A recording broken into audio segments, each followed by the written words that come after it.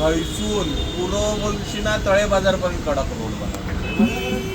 अरे खड्डोच नाही आता, एवढं जबरदस्त.